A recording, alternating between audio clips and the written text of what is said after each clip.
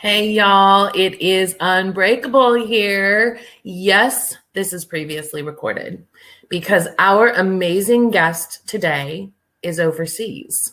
So we had to coordinate time zones and schedules and things like that. So without further ado, we have an incredible survivor story, which has also been turned into a book. And y'all have seen me talk about this book multiple times. If you've been around for any length of time, you know this is a book that we love, that we definitely are proud to stand behind, and we are so excited to have the author here. So without further ado, hello, darling. Hello. Wow, Army, thank you very much. What a lovely introduction. Oh, sweetheart. You and I have been chatting for some time. Yeah. I've been waiting on this. I know we've had scheduling issues because you're way over there and I'm way over here, but finally I'm glad we're getting this done. So introduce yourself to everyone. Right, everyone. I'm from the UK. My name's Louise Moultrie. Everyone calls me Lou. Army calls me Lou. And I'm a survivor, victim, whatever you want to call it, of child abuse, sexual child abuse, and domestic abuse from a parent. So before we go any further, and I know the great work that Army does, I'm so behind her, and when I can, I'm always logging on. But triggers, please self-care. I don't know what I will bring up in your own story. And, we all have our own story, and the things that we think, we're listening to that are going to help us and get through can really trigger us. If you feel a little bit wobbly, I say this to everyone, if you feel a little bit wobbly, take note what's going on in your brain and your body. If you're going numb, these are all signs. If you're tingling or your heart's racing, you don't have to watch this now. You can always come back to it and really take care. This isn't about me. This is about you and a little bit about me. So yeah, I just wanted to start off with that because it's so important. And these stories. Absolutely, Lou. And thank you for that little fair warning there. Any of our survivor stories, absolutely. We always want everyone to be aware that there are trigger warnings, and we're going to have them regardless of how new in the journey process we are or how advanced we are. There's always going to be those triggers that can potentially cause that anxiety, that depression, that sadness, the crying, the tears, as Lou said, the tingling, the numbness. Mm-hmm. Keep that in mind. Healing takes time. Yeah. Healing sometimes has to be taken in bits and pieces, one step at a time. Y'all hear me talk about that all the time. Take a step, baby step, one step towards that moon. So thank you, my darling. Let's get started. Where do you want to start on your story, my love? Wow. At the moment, I don't know when I'm starting this at the current point now, backwards, but I'm just, I've been working with survivors of violence, of all sorts of violence in the London boroughs for over 25 years now. And it's been a long time, and I'm just shutting down my community interest company now for various reasons, but it's time for me to move forward. I'm doing trauma work, brain spotting, which originated from the US, I have to say, David Grand. So I've just recently qualified in that and practicing in that, just in the midst of getting my website sorted out and a podcast started. So I'm really excited about what's in the future. Mm-hmm. But I've been really crying this week. I think I said to you earlier, closing down the business account, closing down all of the women that I have worked with and had the absolute privilege to work with, women like myself and you, Army, and many of your followers, whether they're male or female, victims of violence. Right. And I know a lot of people don't like to use the word victim, but during my work with domestic abuse, I brought that back in because when we use the word survivor, we know we are survivors and thrivers now, or we're working towards that. But when we use the word, survivor, it doesn't show where this came from. You know, when you're a victim of crime, and there is a perpetrator, and it gets lost in that when we're a survivor. So I urge people, when you're going to the GP, when you're talking to services, that you start using that word, is I am a victim, not as in a sense that you're weak, but actually I'm a victim of a crime. And there is a perpetrator here that should be accountable for what they put me through. So, you know, just in the wording as well of what I use. But it's been a long, long journey. And I started off many, many years ago, very depressed, very ill. My mental health was up the wall. And I had no idea. This is how it works. I think a lot of you will be able to connect with that, because we are so disconnected from our trauma. That's what trauma is. It's dissociation. I don't want to use big words here. And when I wrote my book, I made sure that you didn't have to be a clinical practitioner to read it. It's my story, written for my friends, my family, to any survivor that could pick it up and just say, oh my God, this woman is human. It doesn't matter. I wanted to really get that across, that it doesn't matter whether you are a practitioner, how many years. I'm seen as a specialist, and I am a specialist in sexual violence and domestic abuse. However, I'm also a survivor. I'm a victim of this crime, and my trauma recovery is no different to anyone that is watching. It's no different to anyone going through this stuff. I can't fast track it. I've not got the ability to bypass all the harrowing, traumatic stuff. You know, all of the way that we try to self-soothe, and actually sometimes we're self-sabotaging. We've learned a lot of things from young. You know, it's all named in my book, is the drinking, shoplifting. I'm a prolific shoplifter. I don't say it as if I'm proud of it, but you know, a lot of it is unconscious stuff that I didn't need. I was walking around, I had my 2 babies in buggies and filling up my bags with stuff. I was constantly trying to push down my trauma with you know, when I was younger, sniffing glue. I don't know whether that was over in the US at the time. I'm sure there was stuff that the young people were doing, smoking pot, doing all sorts, over exercising, things that we could think that are actually quite healthy. When you're doing it to extremes, it's actually, you know, you're doing some damage to your body. So imagine there's me over drinking, overeating, moving all the stuff around in my house, constantly, daily. It was a running joke that people would come into my house and I had moved all the furniture. It was trying to make sense. It's a bit like OCD. It's trying to make sense of all the chaos that was going on in my head. And I was constantly busy and detached from my trauma. So I don't know whether I'm... It's trying to find some sense of control in our lives, because for so many of us, I think pretty much all of us, when we're in the midst of those cycles, we have zero control. You know, as much as we try to grasp it and get a hold of it, we really have no control. So we do go to excess in these situations, in unhealthy coping mechanisms, you know, with the drugs, the alcohol, the shoplifting, sex, food, exercise, anything. We are trying to go on like on that, and on and on. Yeah. We're trying to gain some sense of control, which is normal. Yeah.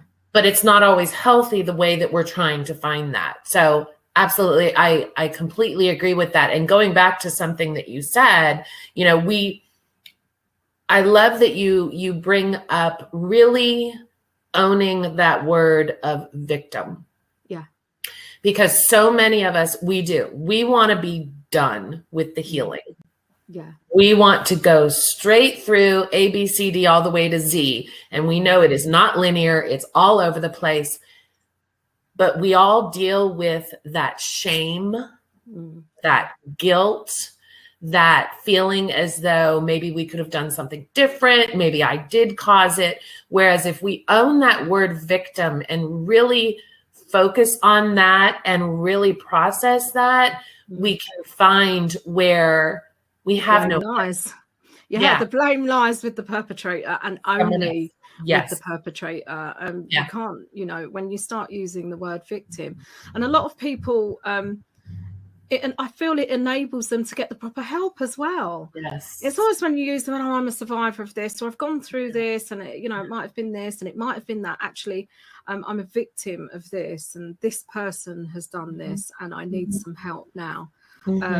And when we're writing our statements, you know, I absolutely go with not everyone is in a place or will ever report. You know, it's not about contacting the police, and none of this is.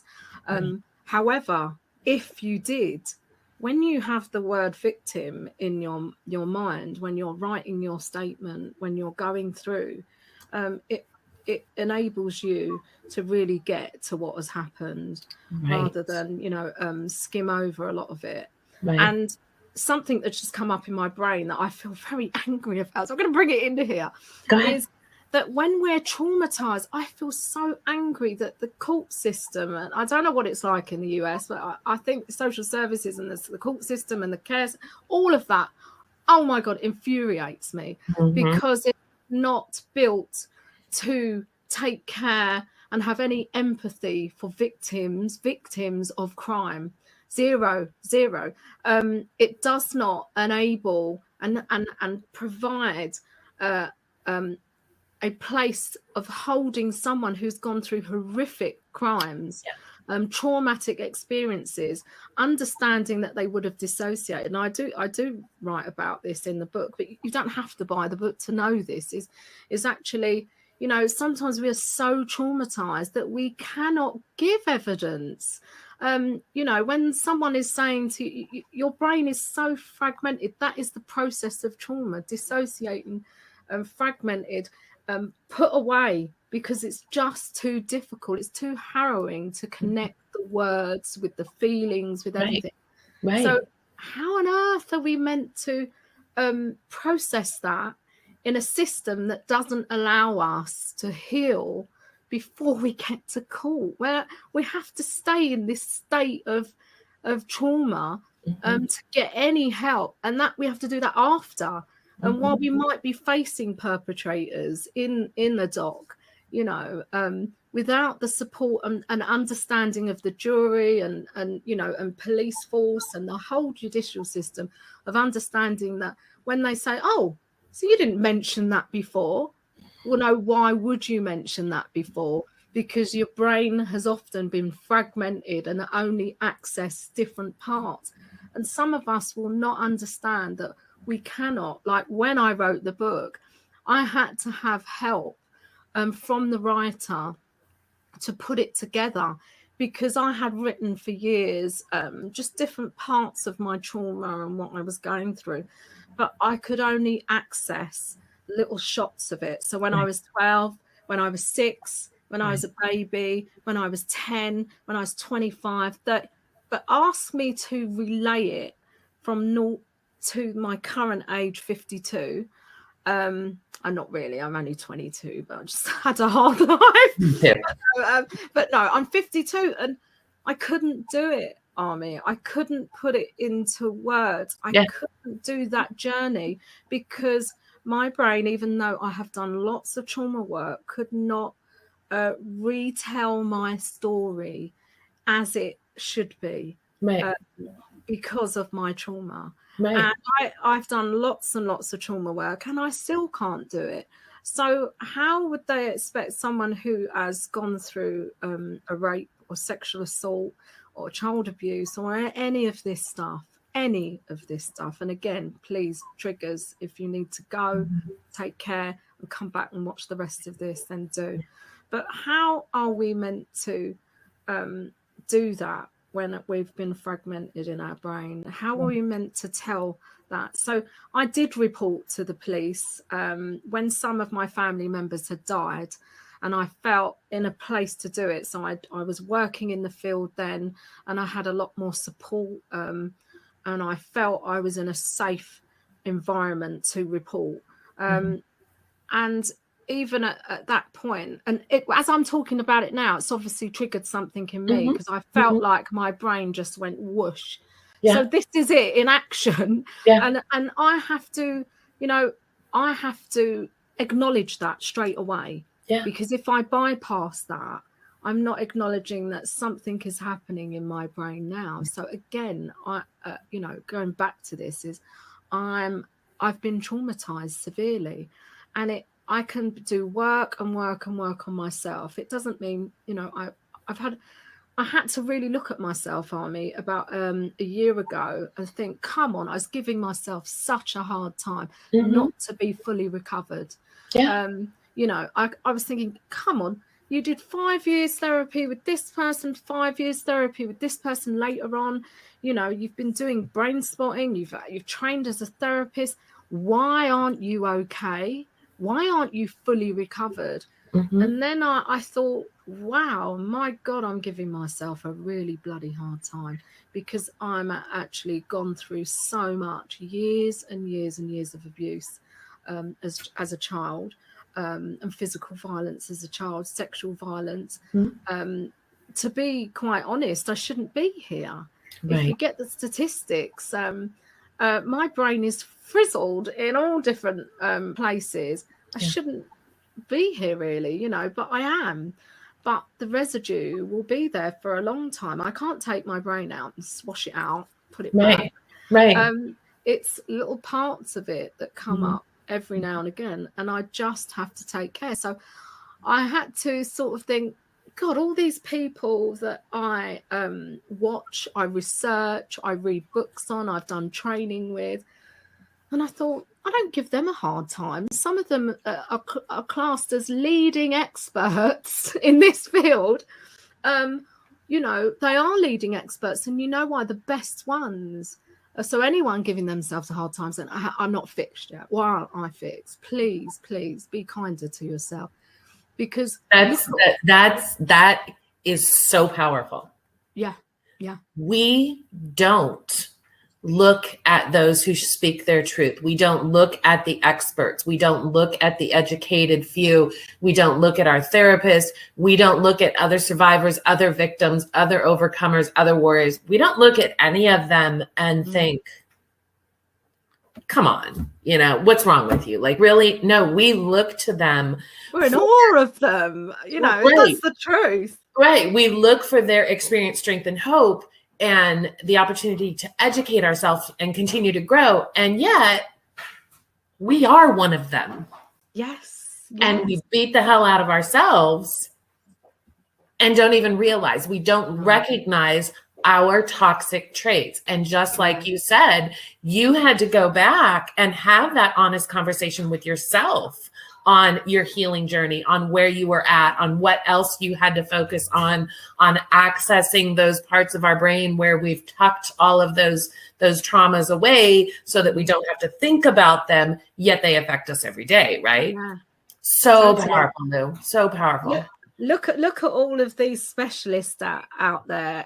Gabor Mate, David Grand, and Brené Brown. She is global. Yeah. Why is she global?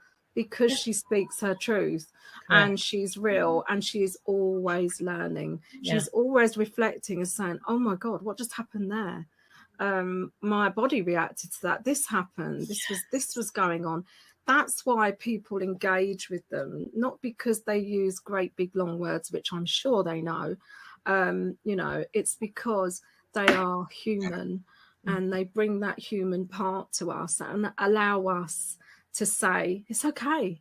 It's okay. You're human, and I say that I've said that over the years to a lot of the women that I've worked with. We're not robots. We're human. We're not built to take all of this stuff on board and just function. We are absolutely human, and the brain and the body is such an amazing tool. That's what was looking after me just then when I said something, and whoosh, I just had something happen in my system that was saying, are you okay, Lou? Are you okay? Do you need to shut off from this? Because this is going to be a bit tough. Yeah. And that's what is inbuilt. And when we start to sort of connect with those things, that a lot of the time, and I'll speak for myself, I can't speak for everyone else, that have scared me. Oh God, I feel shaky. I need to get out of here. I'm scared. Instead of thinking, I feel shaky, assess the situation. Who the hell's around me that I'm feeling shaky? Is it this place? Do I need to get safe? Am I all right? Do I need to give myself something? Is it that person over there that's got bad vibes and I'm feeling shaky because my body is protecting me? We're often like, there's something wrong with me. Well, actually, I have to tell you all, there is absolutely nothing wrong with you.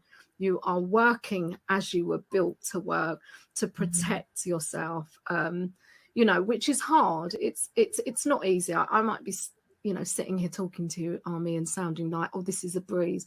This is absolutely not a breeze. No.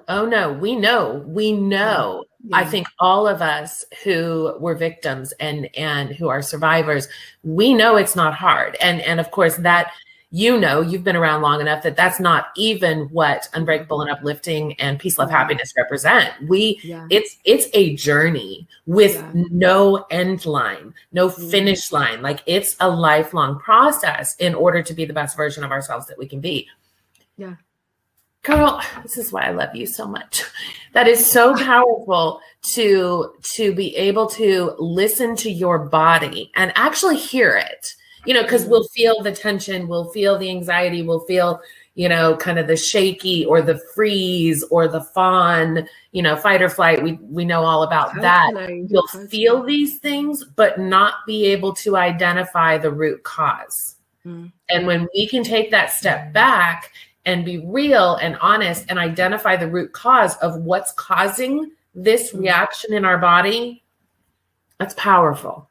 Yeah, so powerful. I mean, before I was due on, you know, I just had a client about an hour ago, and I thought, right, okay, I've got about an hour, and, you know, 10 minutes before, and my heart starts going. It's like going like this. And my head starts to get a bit shaky, and my fingertips, and I think, okay, my breathing is going, and I'm thinking, okay, and again, there's that conversation with myself is, really, you're still doing this, Lou? You're still doing this stuff? You know, you're going to have a conversation, and you're still getting this. And I had to stop myself and say, come on, this is inbuilt from what other people have done to you, and your body's taking care.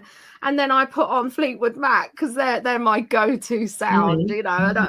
So I put Fleetwood Mac on, and I thought, ease it, go and make yourself a cup of tea. Ease it, just sit down, and just, it's okay. And it's okay to be who you are, because you get nowhere in life just pretending. We're surrounded, you know, we have to go to work and present. You know, we have to be mum and present, be dad, present. You know, we're used to doing that. We're told from quite young as babies, you know, stop crying, stop doing this. You know, you need to be quiet because we're in a restaurant. You need to do this. You need to. So we're taught from very, very young to present, and not to connect with what is going on. That actually, I'm feeling terrified. I'm feeling scared. You know, I want to cuddle. I need this.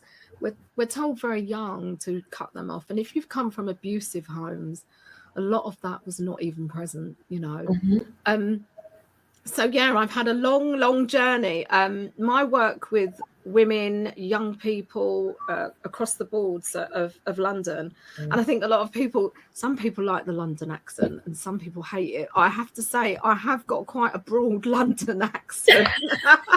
And it's not softened over the years. I've tried to sort of mellow it a little bit because you know, I've heard it's not the nicest of accents, but it's mine. It's yours. You own it, and I love it. Who cares? So yeah, but working in the London boroughs, you know, a lot of these boroughs are deprived. I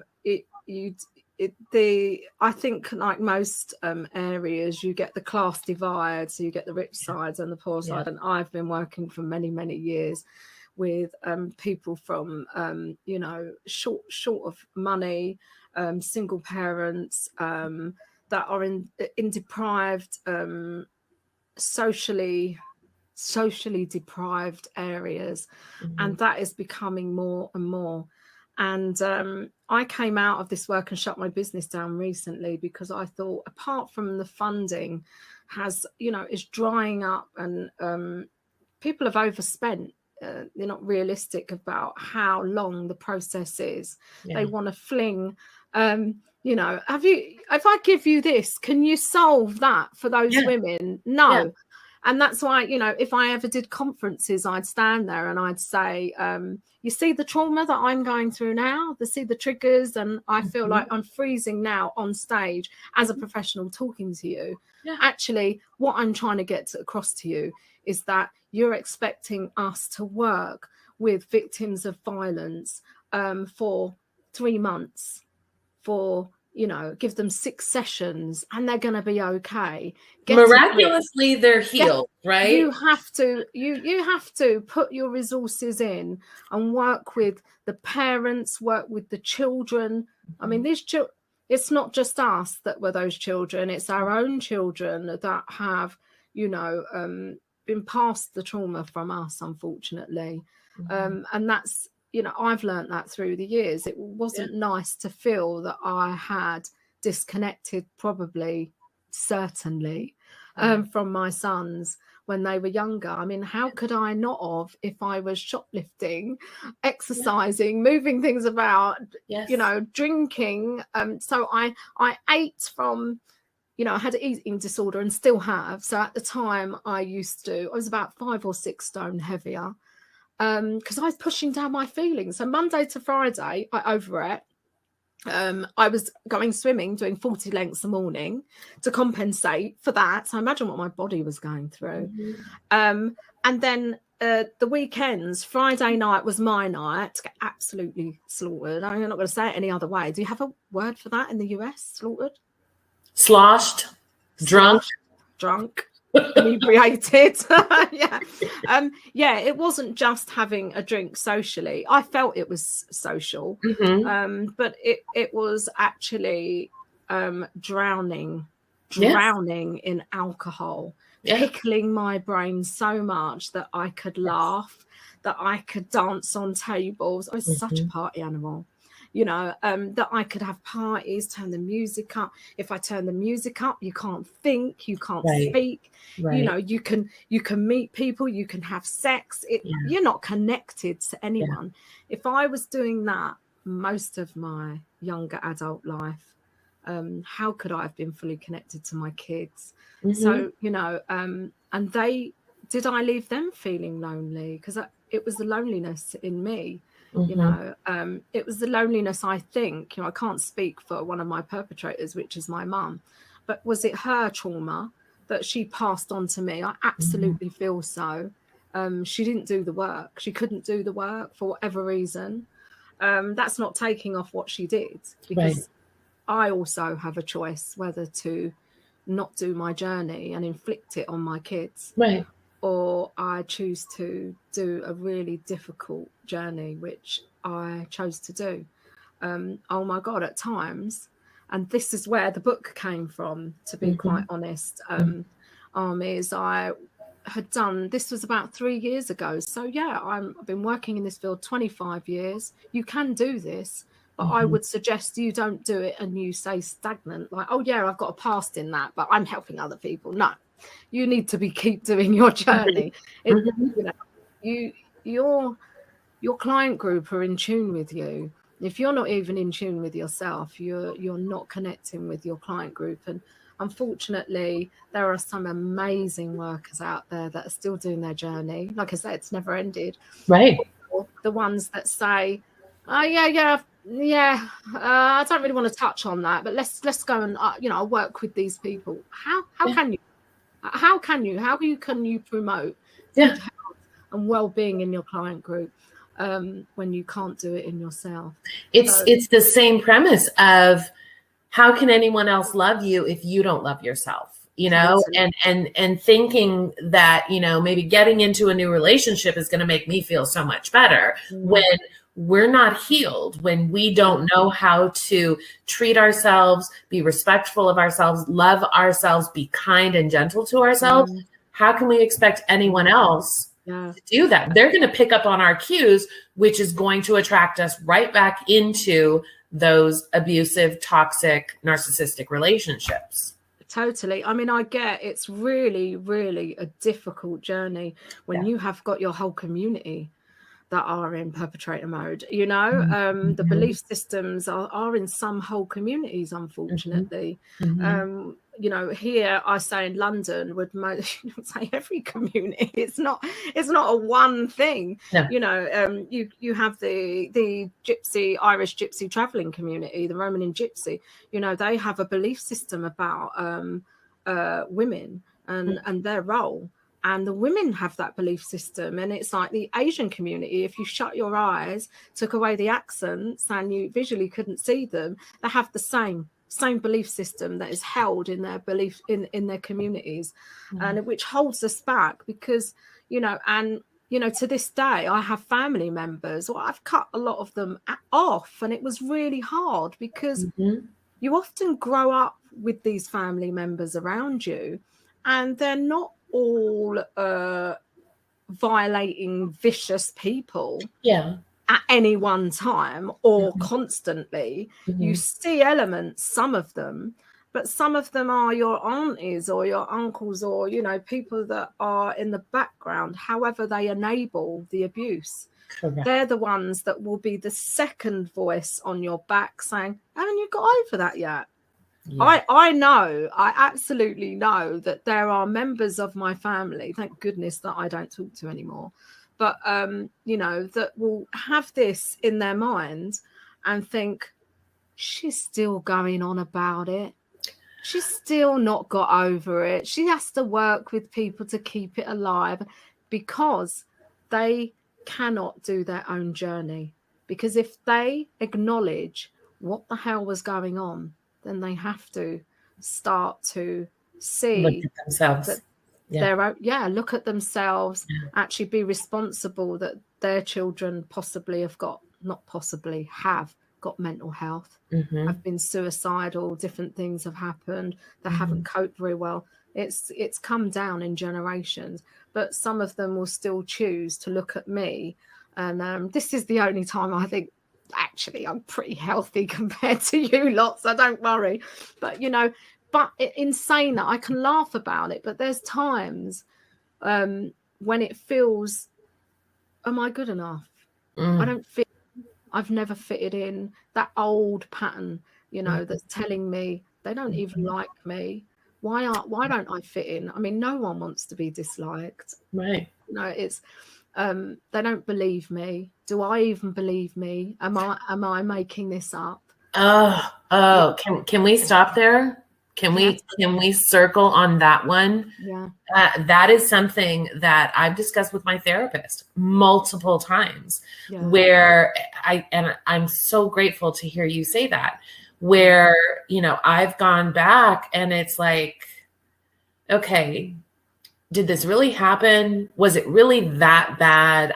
Am I over exaggerating this? You know, it shouldn't have bothered me that much. I mean, we undermine ourselves so much based on the opinions of others and others who didn't live through what we lived through. Yeah. Others that didn't do their journey. You know, it really is. It really is. And I can see that in your eyes. But it's other people that haven't done their journey. And I have to remind myself, and it does get you right there, because it taps into that I'm not worth it. Yes. Yes. It taps into all that old trauma stuff, you know, and it's constantly there. And we just have to learn to take care, self-soothe in different ways. So when I was saying I was playing Fleetwood Mac, one of my healthiest ways that hasn't damaged me too much is my love for music. So from a child, how I would cope with horrendous home life and another family member. So I was either at these two houses, one being sexually abused and the other one being physically and emotionally abused. So it was just all the time.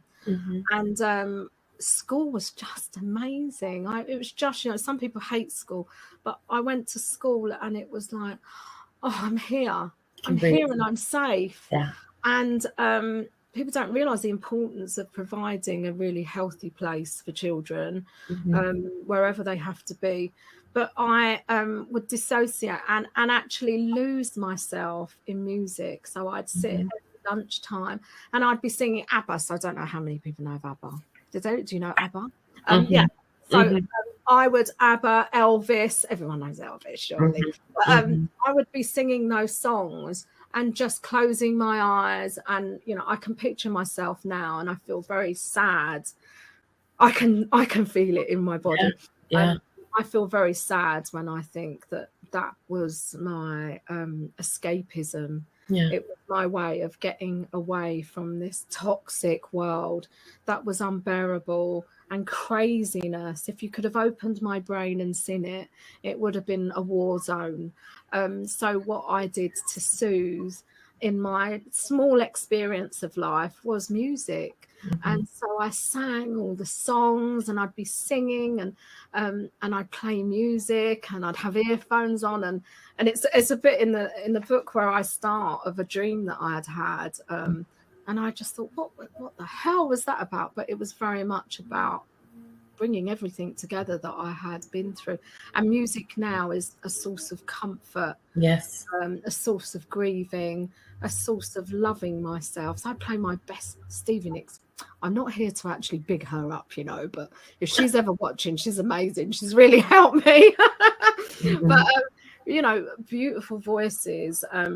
I said, my husband played the guitar when I met him and he was a bit like of a rocker and he'd be playing music and listening to stuff and he would have a love of music where I would be emotionally in my turmoil and pain and grief. Yeah. And I'd cry after I'd got drunk and it would just pour out of me and it was the only place it could go. But it's all, like I say, it seems not normal, but it was normal for me. So what my husband would be playing and loving the lyrics and the tune and the harmonies, I would be like breaking parts of my body. I could feel my heart, I wasn't so in tune at all with my body and my brain at that time. But thinking back, I remember the sensations, Army, that my heart was breaking. It was like a grieving. I felt sad. I felt lost. I felt lonely. I was often drunk when I was listening to these songs to sit in that pain, but not knowing where to go with it. So, 3 years ago, keep going back, but 3 years ago, about 7 years ago, I was still in contact with one of my abusers. And I just thought, this is it. Something happened. I thought, this is enough. I gave the opportunity to look at it, reflect it, not to berate, not to destroy that person, but to say, take responsibility because it makes me ill now. And what you're doing is abuse and it's not right. So I named it thinking that was a hard thing for me to do. But of course, that person's a perpetrator. So I got wham. Oh, yeah. It doesn't matter whether it's a partner, an ex, family member, a parent, you get that abusers and perpetrators will not take responsibility for what they do. So they will, they'll either be through the court system trying to get your kids off of you, to shake you up, to destroy you, to distress you. It's all about power, manipulation and control. And this person continued. It was like a 5-minute okay, I'll take on board what you said. Let's have that conversation. Then 5 minutes later, I got an email saying, I don't expect to ever hear from you again. And goodbye. I thought, you're joking me. I thought, oh my God, I can't believe you've done this. Bye. Bye-bye. I can't, you're not in my group anymore. Piss off. Excuse me. You might have to delete that, but sorry. It was go. And I became more and more ill, and I thought this isn't okay. I'm teaching women about this. This isn't okay what she's doing. And I thought, right. And then slowly, progressively watched things unravel and became quite ill. And I knew in my experience it was trauma. So I looked at every other avenue, and I spoke to my clinical supervisor, which you always have. You have to do this work and be working with other people's trauma. And I said to her, oh my God, I think it's vicarious trauma, which is a condition that frontline workers of any sort of doing trauma work can, you're doing so much that, again, you're not robots. It impacts on you. Yes. And you become traumatized, like secondary trauma. Yeah. And I recognized all the signs. I was clued up on that, but I still did not connect. And she said to me, I said, I think I need to close work, for the women, for myself. I think it's the work. I'm burnt out. And she said to me, Lou, why don't you try going back into therapy just for a little while and see? So I, thought, yeah, okay, I've never been, it's not an issue with me to go back into therapy. It's not a shame or I should be done now. It's okay, let's do this. I love myself enough to do this. Right. So I walked into the therapy and said, hey, I think it's vicarious trauma. Gave her the diagnosis of myself and said, oh, can you help me? I think I need to stop working. I've been working in this field a long time, 20 years. Can you help me? My brain's frazzled. And sat down. After that day, 6 years later, it was all about the domestic abuse. Yeah. I had, I dealt with a lot of the sexual violence, but not that. Oh my God, it was harrowing. And I went deep into stuff that I wasn't able to go to. And there was times that I said to my husband that I didn't mention him, that I've been happily married for 32 years. I know it's like, what, really? But yes, I have. And it is possible to a non-abusive man. I have to say, it is totally possible. But, and I said to my husband, with all my, and this is what, again, come back to being a professional, trained specialist, has no bearing whatsoever. I said to him, I don't think I'm going to make this. And even when I sat now, there's a part of me that wants to cry because it's real. And I said, I don't think, and he knew what I meant. And I said, I was reliving. I had to, I've wrote about it. I've heard you say it so many times. You have to feel it to heal it. And I was feeling it. I had regressed back to all the things that I put away, dissociated from. I was now reliving in a grown woman's body. I was walking around. The only place I felt safe, Army, was in my home. I was going to work. My body was allowing me and my brain to go to work, keep busy, come home, process. Weekends were terrible. Every weekend. It was like it hit. It's saying, you're okay now. You're going to do this. And I stopped drinking. I haven't drunk for 6 years. Not, the binge drinking at weekends. I was feeling it. I stopped overeating for a long while. I don't over-exercise. I don't over anything. And it was terrible. I had to feel that there was times in that point that I've never taken heroin. I've never taken hard drugs and crack and, the stuff that we know that is out there. But my God, as a grown woman, professional, educated, understanding, trained in this field, I was desperate. And the thoughts went through my head. I thought, can I just be a drug addict for a day? Can I just be a drug addict for a week? Honey, I've never done drugs. Same thoughts. Same exact thoughts. Totally. It's your body's there saying, come on, Lou, let's do this. You need to soothe it. Let's get rid of this pain. And I had never in my life experienced such a pull to want to. This is how ridiculous it is, Army. I'd never taken heroin. I'd done other stuff, but never taken heroin. And that's the one that I think would just blow everything out of the water, just take everything off. And I thought, where can I get it? really? Where could I get that? Yeah. And then I thought, even if I get it, how do I take it? Do I go on YouTube and find out how to take it? Because I don't actually know how to take it. And then do you search how to be a drug addict? I don't. Yeah. The draw to want to numb the pain, to not feel. To feel, the draw to leave my husband, the draw to say, I don't want my kids, I mean, one's just hit 30, the other one's 29, and wonderful men. But the draw to leave my life now of everything I have ever done, to go on the streets, take drugs, and just die inside was tremendous. And this is when I said to Derek, if I die, because I was deadly serious, and he said, you can do this, Lou. I said, this wasn't a cry for help. I said to him, I'm not sure I can.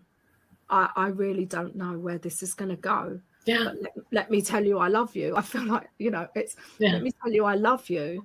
But if I don't make this, whatever way my life turns from here, I've tried everything. And I had to feel it. It was harrowing. Harrowing doesn't even cut it. I don't know how I did it. And I absolutely hope I never, ever have to do any of that journey again. That part, I don't know, Army. I don't know what's left. I hope not. I feel I've got the resources to cope and know now. Because usually when you've done something, you think, you did do it, you did get through it, but I don't know. And then I thought, you know what killed me more? I thought, my sons, they won't know my story. I will die. I will die. If I'm on the streets, they'll hate me. They'll hate what I've become. And if I do die, literally die, no one will tell my story. But maybe my perpetrator may be there to say, because that's their grandmother. Maybe someone else will tell my story, and I couldn't bear that. And I sat down, and then COVID came, and God help us all. I was triggered badly. The first 3 weeks of my work, I mean, I could continue because I was I didn't have to stop practicing because I was emergency services working with victims of crime, and I was education as well and therapy. So on all levels I could continue. But lots of parts of London were, really on lockdown, and it was traumatizing for the women. And I ended up doing lots of different work online, which I never dreamed that you could do, but you have to adapt. So I ended up doing lots of work online and support sessions, trauma support. People were in their trauma with their perpetrators and going through. But my first 3 weeks, I was a wreck. When you kept seeing those news things constantly. And I had gone back to, what about the kids at home? I went back to, if I was one of those kids and I had to stay at home, I would be dead. My mental state would be torture. What would I do if I couldn't have gone to school? So I was just internally fighting for the kids to go back to school. People were saying, oh, kids shouldn't be at school, shut the schools down. Thinking, no, get those children. Some of them need to go. COVID may not kill them. The trauma that they're going to be suffering at home. So I went into complete meltdown. And that's where supervision is great. Clinical supervision, again, she's amazing. But, but it gave me time to reflect on everything and all those notes that I had written. I couldn't put it together. And I thought, now's the time to write my book. And I wrote it for my sons to say thank you to my husband, thank you to a lot of people. But I made a conscious decision because, again, that critical head. He was saying, who are you? You writing a book? What about? What have you gone through? And even when I got it published, I had this thought that kept flickering through, and I had to say, stop. You know, you have been through a lot. Yeah. It was saying, so what? You've got your book out now, and what? You want us to feel sorry for you? It was really damning, and I had to process. So even after publishing the book, which I'm very, very proud of, but you know, and I haven't gone to. This is one of the first public things of saying it. You know, it's out there, and I know in London there's a couple of counselling agencies. I was so over the moon that have actually got it, put it on the shelves, and are working with children that are teenagers that can't access, verbalise what they've been through. So they're saying, "What about this bit in the book?" So that's great. You know, to me, if nothing else goes to enable someone's journey.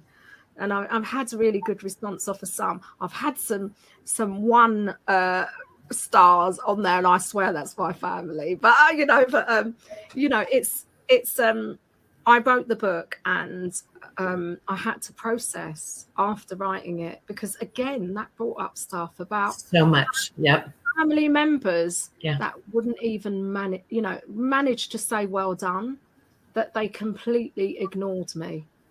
That silence was like going back in time. Oh yeah. And they're the ones that said, why didn't you say anything? Why didn't you tell me? You know, I've had to process a lot of those people that I thought maybe I would have got some help if I'd have told more people.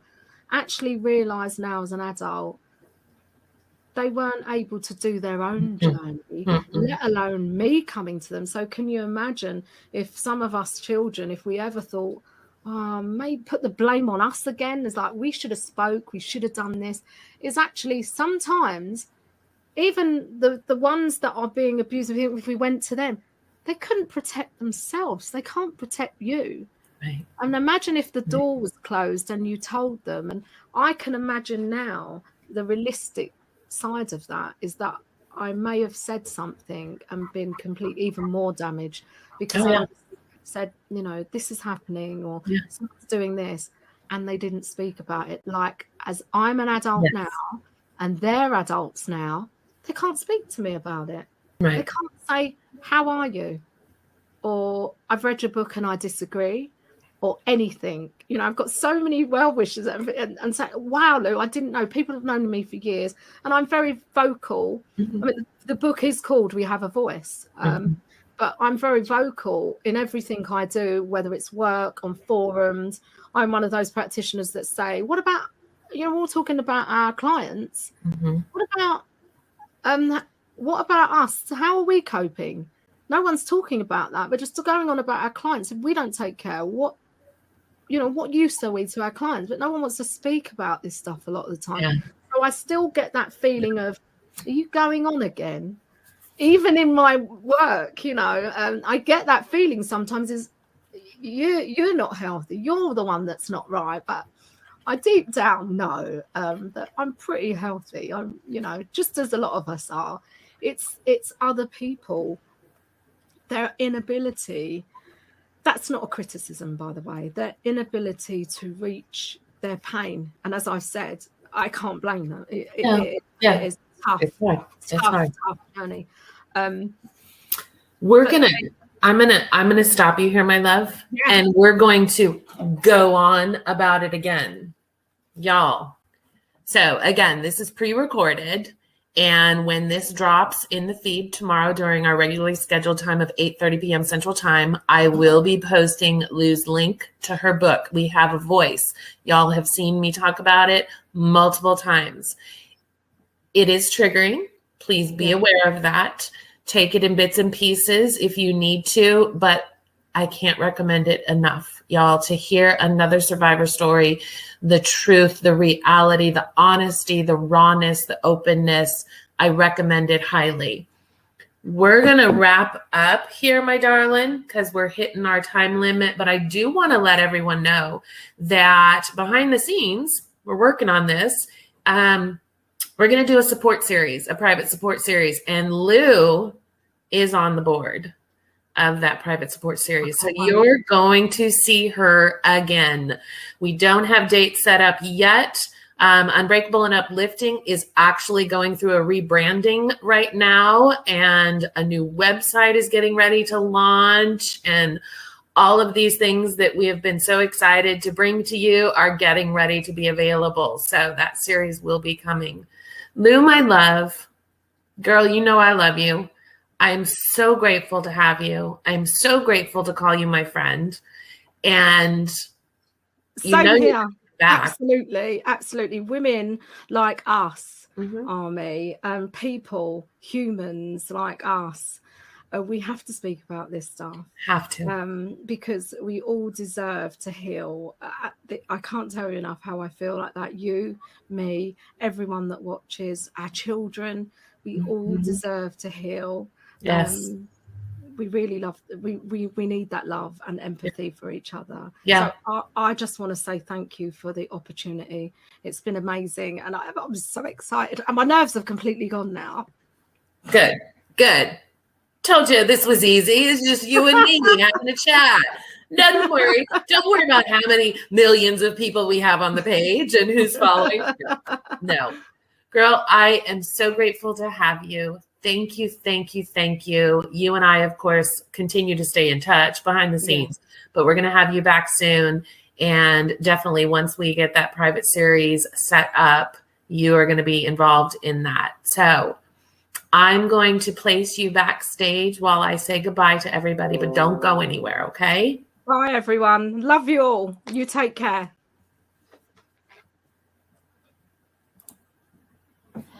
So y'all, again, this was previously recorded. I cannot stress it enough. We have a voice, excuse me. This is Lou's book. It is an amazing book. It is one that we are very proud to stand behind. I will post the link once this drops on the feed tomorrow during our regularly scheduled time. I will post that link to Lou's book. It is on Amazon.